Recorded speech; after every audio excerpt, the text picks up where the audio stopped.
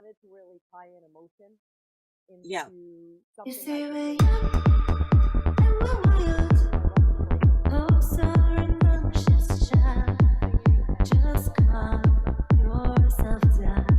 But our heels no one touch the ground. Our hearts are on fire. Oh, I love that. Raging glad and sing, sing, sing. Take me under the moonlight. We got nothing to lose tonight. Don't bring my dancing shoes. You rain on the boots. Take me under the people. It felt like a family from the second I got on the set. Joe was very welcoming. Mhm. And that was filmed in Long Island, New York. So that was Oh, really, that's really so fun. cool. I And saw then, the promos. I remember yeah, them. That looks so cute. yeah, I love the promos for yep, can you say the name again? it is. What was the Yeah, name the of the Wizard show? books. The Wizard Books. There you go. Yeah, I remember all of it. Oh, so Who were yep, you in it? Were you a yep. witch? Yes, I do, and I'm so glad we're doing the show right I before was, Halloween and get all our witchiness out. So yep. I'm really So excited. I was actually professor of spells, and the witch is awesome. It's actually Nikki Rose. She used to be a very big time ice skater, figure Oh, skater, and she played the witch, and I played opposing her. Oh yeah, I was professor of spells, so we went oh, against that's each really other cool in the too. film. It was awesome. We had some really fun scenes. Yeah, That's she's so a hot awesome. ticket. I like her. Yeah, and then I'm supposed to be in another film called Nocturnal Spirito, and that's director Ian Stevens. He's awesome. He's like family. I got to Oh, meet that's so him awesome. I actually connected with him on Facebook as well. Yeah, he's a lot of fun. He's a great guy. He actually came up here to Massachusetts, and we did some B-roll filming, and we're supposed to be filming the actual film, I believe in spring, late spring. So Oh, that'll very be a lot cool. of fun. That cast is great too. I mean, there's not one cast that I haven't met, like cast member, that I haven't met that we haven't clicked. I mean, it's just, I think that's the biggest thing about the acting. I love the people I'm meeting. I like to make people laugh, cry, smile, whatever the emotion is in a film. So, I mean, whatever the film category is, it's great. It's really great. It's fun to do.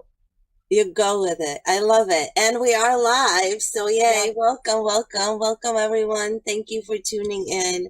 Welcome to W.I.L.D, the podcast where we dive into conversations that matter. I'm Diana Kouprina. Unfortunately, Ashton is a few minutes late, but she's going to be joining us at 9:15 Eastern Time. And this week, we're so excited to have Jacqueline Seymour, children's book author, singer, songwriter, actor, and just overall an inspiration. Jacqueline, thank you so much for being here.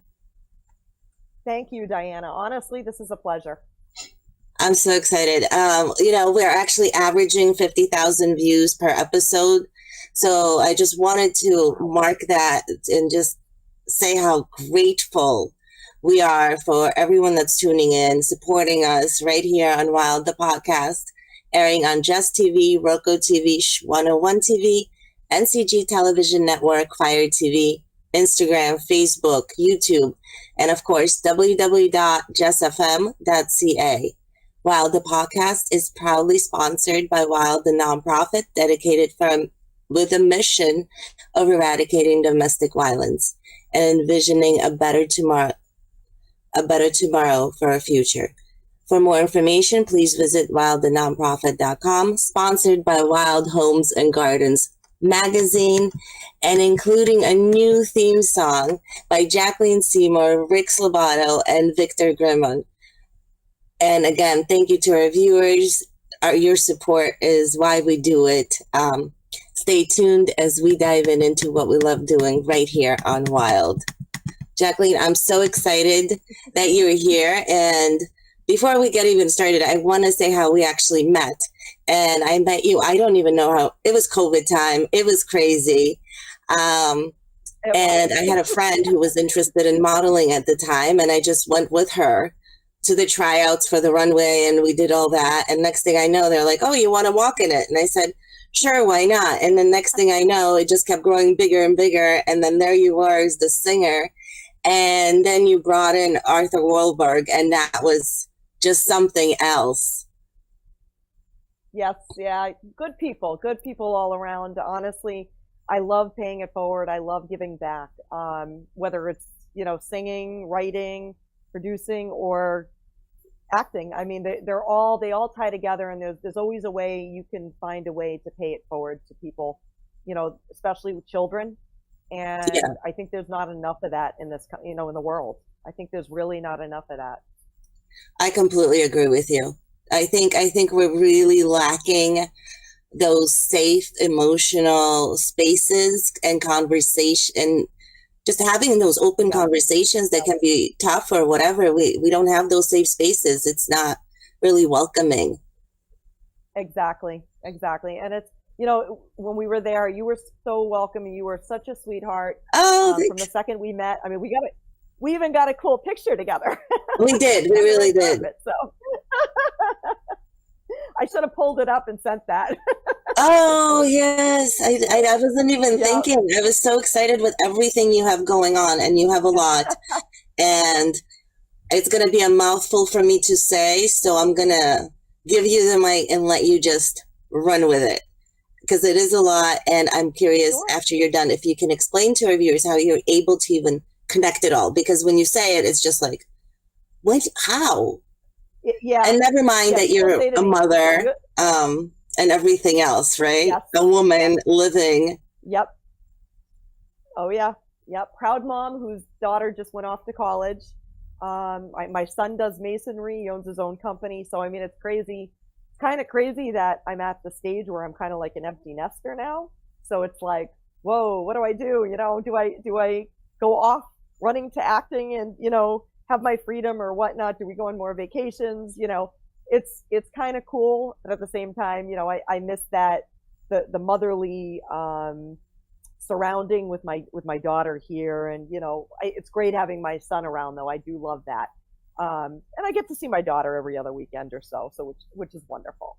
But Where is she? No, she's actually at UNE. She's at University of New England in Maine. She loves it. Oh, so she's doing cool. Great. She's in for nursing, which is awesome. I'm so proud of her. That's amazing. Nursing is a lot. It is. I give her a lot of credit, and she's struggled with vision issues in the past. So her learning to be on her own, independent and everything is huge. I mean, it's really incredible. But let's go back to you. Sure. Congrats on having an amazing daughter, but you are the center right now. So I want to get back to you. So everything you're working on now, I know the Red Luxury magazine. Let's start with that, and then whatever else comes to your mind. So the big surprise I'm revealing to everybody tonight, I landed the cover of Hollywood's Red Luxury Life magazine. Huge celebrities have been on the cover, including Christian Dior, you name it. I'll be in the magazine alongside A-list actors, actresses, singers, anybody and everybody you can name. I mean, it's really, really a cool magazine. Sandra Smith is amazing. She's one of the partners and CEO with Yvonne Camacho of the magazine itself. And it's great because they're actually taking what we've been working on, our film series, Psionic Rush, which was created and written by Jolene Phelps.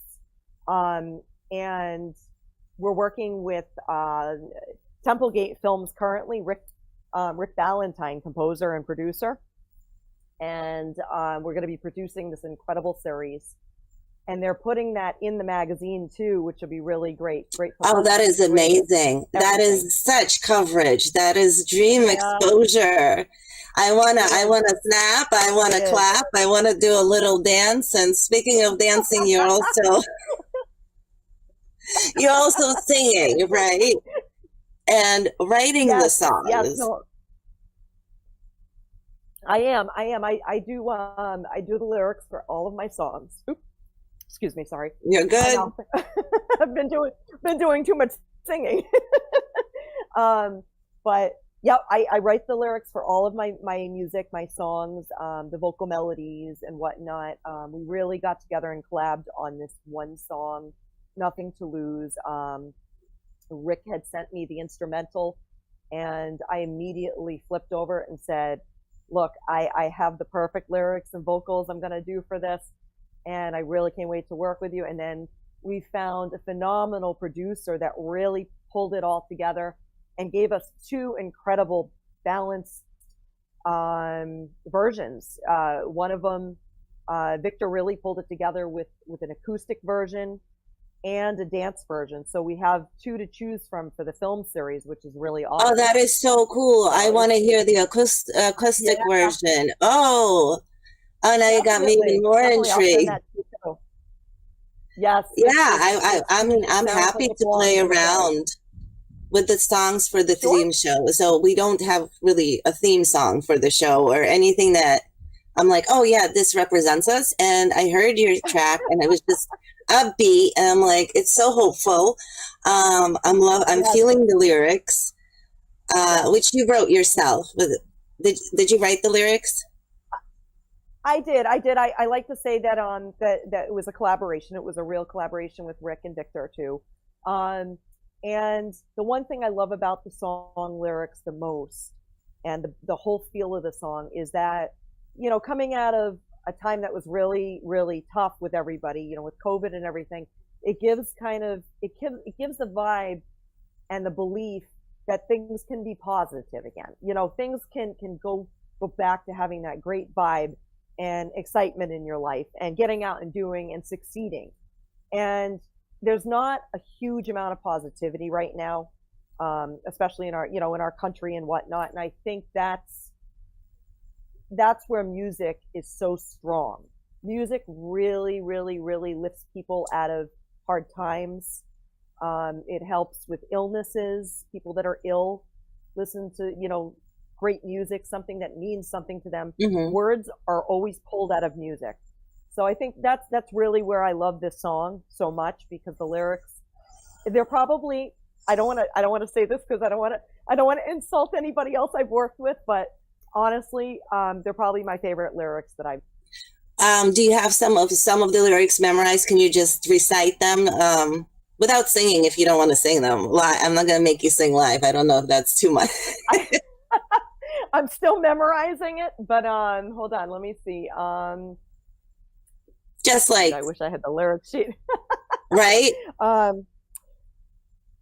Yeah, hold on one sec. I lost my train of thought, so.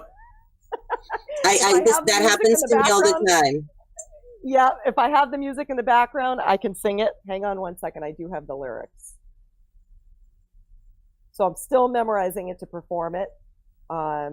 But because we're in conversation, it's so funny because you lose your train of thought and you're like, oh yeah. Wait a minute. Let's see here. I have it in here somewhere.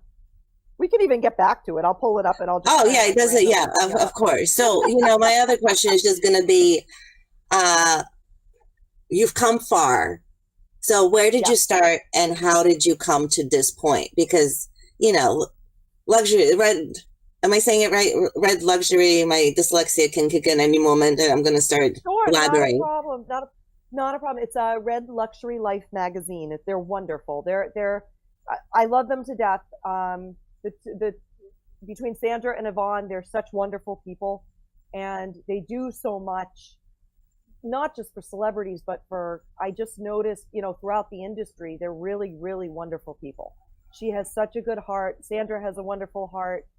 We've stayed in touch. I actually had featured inside their magazine a couple of years ago, but I wasn't on the cover. And when I was offered the cover, I literally jumped for joy. I was having a rough morning, and it made my morning. So Oh, that is remarkable.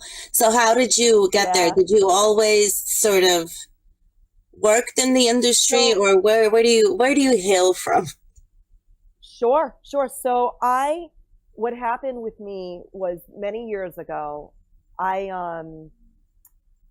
when I started writing in general, I was kind of just, a young kid, and I had been through illness myself with Mm-hmm. kidney disease. And writing was my biggest outlet. Sitting down at a piano and just making up a melody or something, and then writing it down. But I never thought it would accumulate to where I am now. I was sitting down at my piano one day. A lot of people have heard this story over and over, and I apologize. It's okay. We're glad to hear it. We're a completely new audience. Sure. So I was sitting down at my piano at home, and I was just kind of playing and singing some of my songs, and we had some friends over, and they were outside, and my husband was outside, and they all of a sudden came in and they said, "Oh my gosh, have you yourself online?" And I said, "No." And they said, "Well, why not?" And I said, "Well, I don't know if people, will judge me. I don't know what they'll think of my music. I don't know what they'll think of my voice." And I had never really put myself out there in that way. I was Mm-hmm. just a mother at the time, and I was a teacher, but I didn't know my worth in that aspect, Mm-hmm. should I say, in the industry worth. And when they told me that, I went online and I put my stuff online, and within, no lie, 24 hours, I was getting contacted by major record labels, producers to work with me, distribution worldwide. I mean, it was crazy to work. I worked with Evo Records, Diego Milesi. I worked with EMI, Warner Music, and Parlophone Music, and G6 Records. That was my huge song, Back and Forth. And then I just kept going from there. I worked with a producer named David Kashner, who we still stay in touch. It's just phenomenal. I mean, there's so many people that I have to thank for giving me the chance of not only getting my music out there, but for believing in myself Mm-hmm. and gaining the confidence. And to this day, I believe you need to stay humble in the industry, because if you don't and you get full of yourself, nobody will want to work with you. I just love what I do. I create music because I love it. I don't create it because, hey, yes, you make money from it. You make royalties, whatnot. Mm-hmm. It goes in films, you make money, whatnot.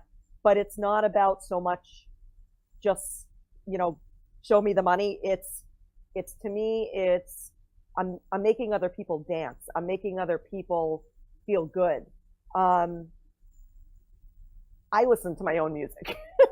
a lot of artists don't listen to their own music. I like what I put out, so I listen to my own music. A lot of times when I'm exercising, if I'm on a treadmill jogging, whatnot, or I'm at the gym, it just makes me feel really, really good. But it's not because I put out the music. It's because the lyrics that I put into the songs, I believe, mean so much. So And they when still I started inspire you. I'm one of those people. Yes. I love listening to songs, and I over and over. I'll have one song that I'll listen to over and over. I will admit I listened to yours a few times. It did that for me, Thank you. Yeah. which is a huge compliment. I will say. I'm very. I like my things in a certain way, and sometimes I used to stray away from music, and then I clung on to music with hope that Celine Dion inspirations. And through it all, today I really appreciate music. I was stunted in my musical career completely, but trauma does that. But I have this great value and appreciation for the musically talented, and it was just so great to hear your song, and I was like, we can really use this for our even theme song. We need something, and if we're reaching enough viewers, let's get you heard as much as we can, because you really are an inspiration. Thank you. I truly appreciate that. I can't explain how much I appreciate it. And it's great because like we were talking about before the show started, I've been watching a lot of the shows that you guys have been doing, and you're very inspirational. The people you have on, they're very real. They're the one that you had on recently about women in business. I love that show. I think it was phenomenal about how women are supporting women, and when they don't support, each other, how they can do better to support. I mean, it's so important nowadays for that. It really is. I think culturally we really lacked it. I didn't feel supported ever personally. Definitely not in the 90s. That was a very different culture. And I feel like I waited for so long to get that moment where it's wake up, it's your time. Like, this is the time to really shift it from all that bad into something actually good. Because the bad happened for a reason, and we need to be open to discuss it. And it happened in the music industry. It happened in the movie industry. It took over Hollywood. I think everyone's still kind of recovering, but not even, because now we have the whole Diddy scandal. And for me, I was just waiting, patiently, just patiently, Yep. I knew it was going to happen. It's like you watch things going down in the industry, and you're like, oh boy, what's going to happen next? I didn't know it was going to happen necessarily with him. Yeah, no, I wasn't thinking about him. Stories. Yep. I've heard so many stories that, it's bound to happen. People take advantage of kids, and it's a horrible thing. And I don't even know, I mean, being a mother myself, I don't even know what I would do to somebody. Just think about the culture, because music shifted the culture, right? It took it. Music has that cultural effect. So if you really think about the cultural effect that he had a great effect. He gave men this powerful control over women, and he did it through his lyrics. He did it through his persona. He did it through everything that he embodied, and he showed it to you, and people loved it. And same thing with R. Kelly, everybody. Yeah. And I mean, it's hard because you watch these people and their downfall, and you're like, wow, how did they go from, this to what they did? And the remorse, is there any remorse? You're sitting there and you're really wondering, is there actually really any remorse for what they've done? They've been such an icon to these people in the industry, to their audience. And then something like that comes out, and you're like, whoa, even me, I'm in the industry, but to see something like that, you're set back. You're completely, I don't know if you're definitely disgusted, but it's a shock. It's a huge shock to people. Well, I remember hearing all about his white parties and how cool it was for celebrities to be invited to them. Right? Yes. Everyone knew that. Yes. Yep. And he had J-Lo basically half naked, and we were loving it, and we thought it was empowerment. Yeah. Right. And now you see what's behind. And there's a lot of people that still don't believe, some of the stuff going on behind the scenes and whatnot. And it does happen. I've been in situations where I've been uncomfortable. I've been put in situations where, I'm very uncomfortable. I have a past history that, will come back on me, and I'll be like, oh my gosh, I don't want to be in this situation again. It comes really fast. So you really, it does. It can be a moment. It can be a word. It can be just someplace you are, and it triggers. It's a trigger. So I what I'm talking about. So it's definitely so many women, even men go through it too. But to watch children go through it that are innocent and cannot protect themselves is heartbreaking. It's absolutely, there's no need for it. No, we shouldn't even be having these conversations. I feel like we should have already had these conversations, and we should be way beyond that. Exactly. Exactly. I mean, we had the Completely agree. 70s, we had woman empowerment, and something happened in the 80s and then the 90s where the culture just stole all of that. Yes, yes. Our 90s were like the best. The 90s were the best. I mean, I literally, we had what was the flip phones? Did we even have those then? I don't remember, but we had pagers No, we didn't have and phones. like there We was didn't get phones until like right much later. I remember the my little 2000s, Nokia right? Snake phone. Yeah. I still wonder how I got in Yep. touch with Yep. my The flip friends and phone. did as much as I did without a cell phone. Like we actually Yep. called each So other on payphone, said meet me here, and yeah. people Yeah. actually did that. Yep. And there was, I liked it better because communication was better. You wouldn't be texting somebody and you would actually have real time and know what somebody means. Like you can text somebody and it can mean something totally different and it Oh comes yeah, across like horribly. So, I mean, yeah. it can go two ways. I think our generation was so much better then.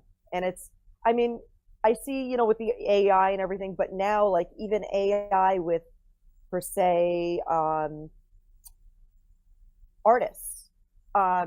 They're taking so much away from people with real talent Yeah. because you can actually go on and make your voice sound like whoever you want, and you can't, and these record labels can't tell, their Oh, that's audience can't tell crazy. that they actually can't sing. Yeah, it's terrible. It's gotten to the point where literally talent doesn't even matter anymore, and it's sad because there's so many people out there But that there's so much deserve a talent. chance. And the thing I with mean, talent is there usually is. it's the people who don't believe in themselves. Those are the ones Yes. who are too scared to put it out. They're too scared to use the words. Yeah. And I've been that person. I'm still hesitant to And say I'm a talented writer. I can't even claim it yet. But I put it out there. I have been reading your stuff and on Facebook even, and you are very talented. Like you're putting it into a book, correct? Yes, memoir. It's gonna be. See? Ashton's not here to toot my horn. I wish she wasn't stuck in traffic, but I think it's phenomenal, honestly, Diana. And your heart is gonna feel so much better having that in hand, even into a book, because what that feels like, it's not just a huge accomplishment, but it is a relief. So if you're writing about past or emotion or anything, what that does is that really, really brings it to life when you put it into a book. And I try to tell other people, a lot of people, have messaged me and said, I have a children's book I wrote, or I have a book that I wrote, or I have a picture book. Should I publish it? Yes, self-publish it. Don't necessarily even wait for a publishing company, because honestly, I've been with a publishing company. I was so glad to get out of that company. I am self-published now, and my books don't stay on the shelves. I mean, I'm not joking when I say that. They don't stay on the shelves. But it's more because the books that I write help children with speech impediments, children with speech delays, children who even have hearing and getting hearing and speech together. I've had children to some of my book signings where they're special needs and they don't like interact with their environment, and I will actually physically get them to look at the pages of the book and read it with me, and then literally shake my hand at the end. So I mean, it's really rewarding. I never want to say I wrote books for myself, because honestly, I didn't. I had fun writing them. Every one of them. They're all comedy. They're really, really cute. They have. Oh, I love really it. Do you have one? Yes. I was just gonna say, can you pull some out? So this is The Mystery of the Stinky Striped Sock. And this one's really cute. It's about a little girl who hides her stinky striped sock and makes it a game for her little dog to sniff them out. and the dialogue on it is hilarious. I mean, can you actually read? hilarious. We have enough time, and Ashton is stuck in traffic, so we're going to have to do this again anyway. You're going to have to come back because I really wanted it to be the three of us, but so I'm not going to even question you much. Let's really dive into the children's books. I'm excited. I want to say exactly 15 minutes. I will. Sure, I will read you part of my 2 new books. I'm not going to read the whole book because you guys got to buy it. I don't want to ruin it. Got it. Yeah. No, don't spoil it. Just give us a little tease. Sure. So this is book 3, and it's called The Mystery of the Sticky Stuck Goo at Buffoon Zoo. And it's really cute. I don't know if I can get it in there, but I love it. This one's really cute. This one is wonderful for children on the spectrum, as well as children who literally have nothing wrong with them that just like to read. Yeah. Very popular because it has zoo animals and whatnot in it. And so my first book, The Mystery of the Stinky Striped Sock, is dedicated to my daughter. Oh, I love it. She used it. to hide her stinky striped sock. And I don't hide my socks. I can never find them. Is that the same? Same with me. They usually get lost somewhere in the dryer. So especially always my favorite ones. They just leave. School. Yep. So this one I dedicated to my son because my son always liked making his classmates laugh and pass a little gas in class. So so this one's really cute. So this one, it starts out, there's some sticky stuck stuff on the sole of this shoe. Where it came from, I have not a clue. With a hop and a skip, trying to get off this goo, prancing around like a ridiculous fool. And you guys can see like a monkey on there and a guy, and the monkey's imitating him. He's making fun of him. So all the zoo animals actually make fun of this guy. And I love the rhythm of your writing. Yes, and that's what's great for children who are learning to read and speech impediments, because it allows the tongue to move and push words forward with the teeth. So I want to say also, if any parent is listening, anyone that's ever been abused or thought they lost their voice, reading children's books out loud is incredibly amazing. Restoring that voice, because from trauma, it happened to me. I became nasal. Like my voice went into my nose. Yes.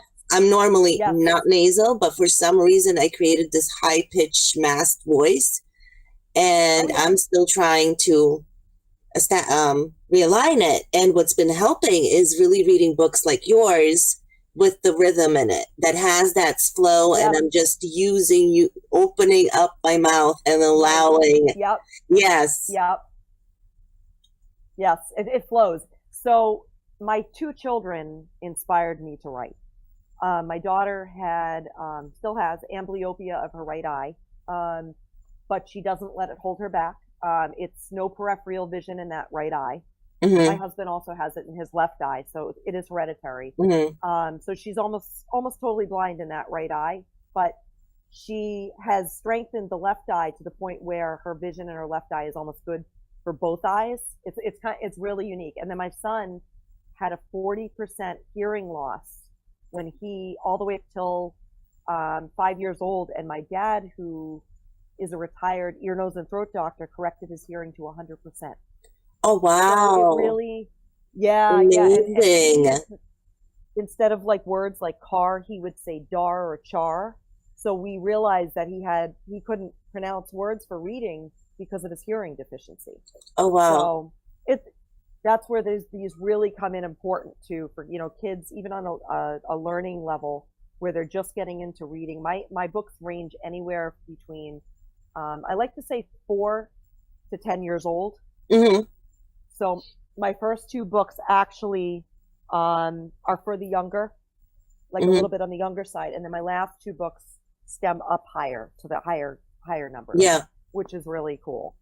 But so the next page says, the sticky stuck goo feels just like dog poo. People laugh and they howl like a circus crew. That's really cute. I mean, that is cute. The dialogue. Yeah, it's really cute. So this one, I won't spoil the rest. Don't. I'm already thinking which ones I need to get for My stepson, because he has a hard time reading. So he was just diagnosed with Oh, ADHD and dyslexia. So oh, he has a really hard time reading. Um, he tries, but he yes, can't find it. Like it yeah, hasn't fully clicked, and I'm wondering if he's missing the rhythm. Because for me, that's what helped. I know growing yeah, up, even though I was never diagnosed as a child, I can relate now to, especially my stepson. I get his brain, yeah, and yeah, I saw yeah, that, and how my father yeah, actually had me memorize poetry as a child. It yes, actually really helped because, again, there's rhythm, it right? is. It's true. It's true. And same thing with So your books. Yes. So that's why I'm yeah, like, yep, my yep, just to daughter, check. Hey, we need those. my daughter actually, throughout her elementary and throughout high school, um, had a form of dyslexia as well, and she's been, nobody really picked up on it until, but we realized that it was coming from the same issue as her vision because it Hmm. comes from the brain, and um, that's why I was like so ecstatic when I found out she wanted to go to college. And I'm like, and to see her getting the grades that she's getting in college in statistics, in biology, I mean, she's getting 90s straight across That the is board. impressive. And I'm like, wow, I'm not even there to help her. And I helped her all the way through high school and whatnot. And she's doing it all on herself, herself. And I'm like, wow. But, and my son was really, really smart, even with the hearing deficiency growing up. He was brilliant too. He still is. But they really inspired me with the books and writing and, even the music. Everything I believe you do in life, um, there's a reason for it and why it happens in your life. Hmm. There was a lot of delays in my life as far as, even with the acting. Um, Honestly, I don't go to church. I'm Jewish. I don't go to temple, but I pray myself. My husband's Catholic. So together, our kids are Jews. We have a big joke about it. I would have We never celebrate even both. guessed. But I would have never guessed oh you yes, were and Jewish. yes, yes, and I honestly, I truly believe, even praying at home, there is somebody higher looking out for you at all times. I believe somebody was protecting me from the industry with throughout the years that I was slowly maneuvering into the acting, You even know, with music. I believe I'm gonna cut somebody in was right there protecting because me. I felt every word you said, and I feel like I've had that protection, even though I felt that was um something, the blocks, but I needed this time. Yeah, And yeah, my journey was crazy. Yeah, goodness, wow. But I right. needed to get from there to get here to Yeah, have these conversations. My time wasn't in my 20s to be thriving, and I would have died in the industry. I would have been yeah, the pray to yeah, girl. I mean, whatever jokes yeah, they're making, I would have been that girl yes, because yeah. I And was just, I'm the I was same already, way. I was a pleaser. I had Vulnerable. been abused sexually, all of it, you name it. I had it, Yep, since the age of 12. yep. Oh, Oh, I went through perfect the same thing you prey. did. Same thing. Yes, yes. Believe it or not. So I was in a camp years ago, very, very young, with Tori Spelling in a summer Oh, camp, wow. and her sister Cricket, and it was called what was the name of it? I think I put a block on it for a reason. It starts with That an S. happens when you go Yep. through, I just realized I went to boarding school with Martha Stewart's nephew, and I realized that whole time period in my life is completely blocked. And the only reason I unlocked Yeah. it was because I was watching a Martha Stewart documentary today. And I'm like, Yes. oh, no, that wasn't Yep. it. Oh He yeah. told No. me all this about Martha, and she's just saying it here. I thought he was just trying to be cool. But then how many kids thought it was Right. cool to be Martha Stewart's nephew randomly in boarding school? I don't know, Exactly. but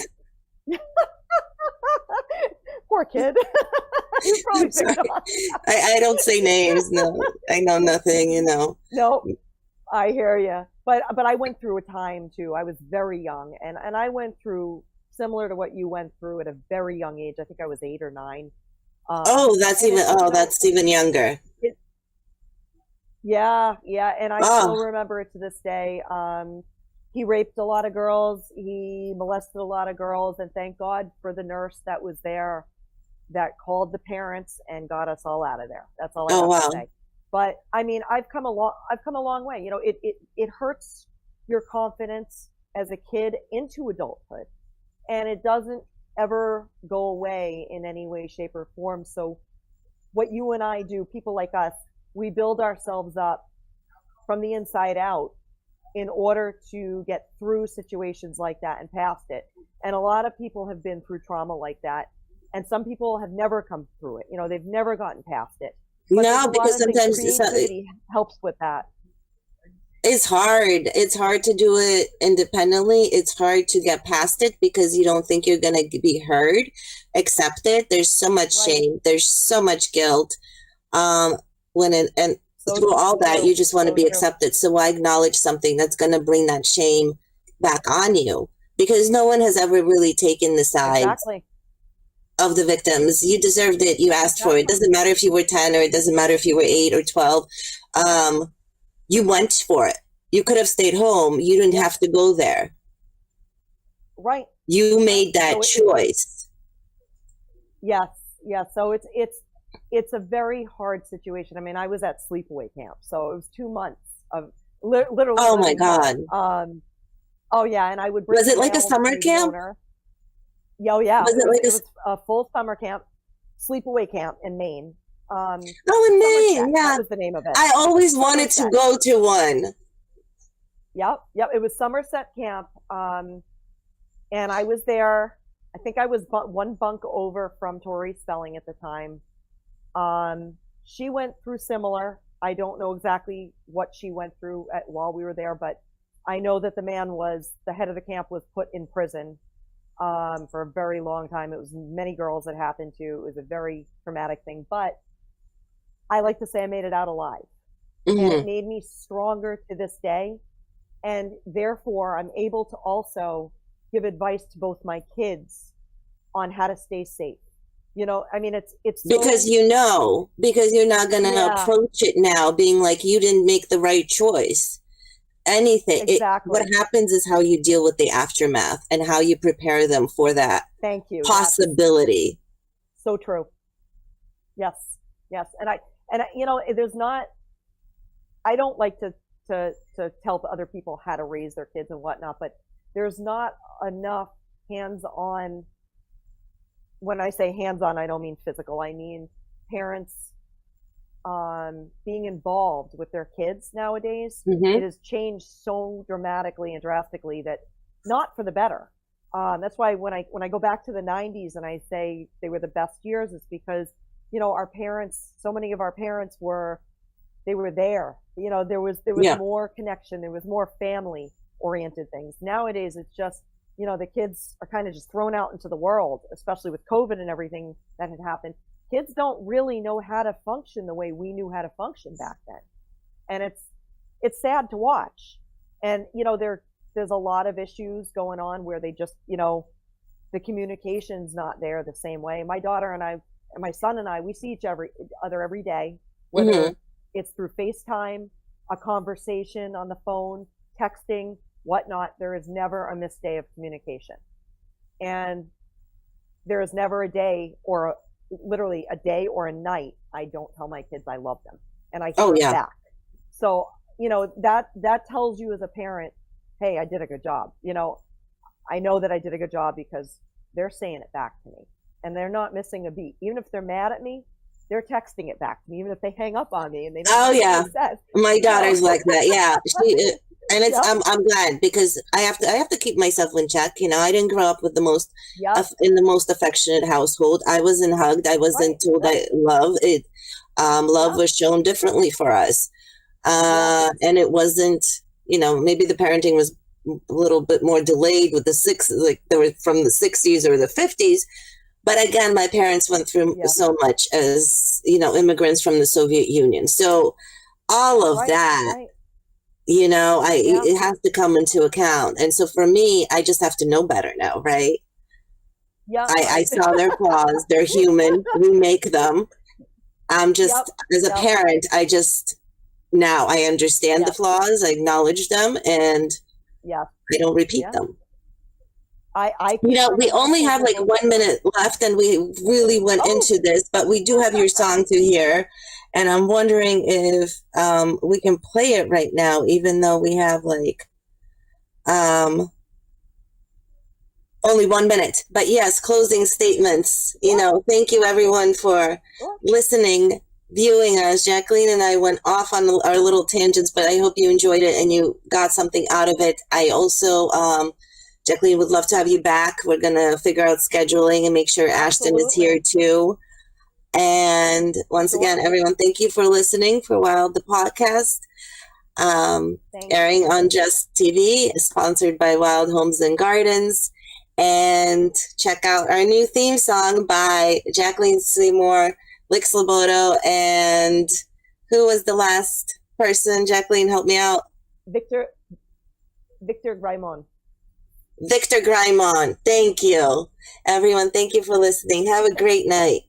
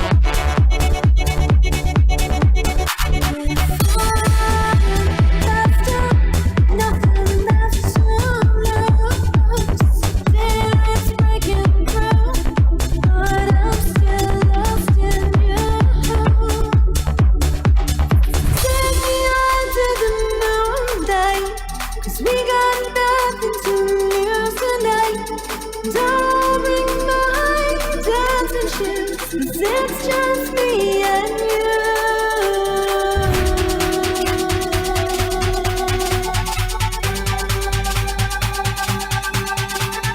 Don't break my dancing shoes. It's just me and you.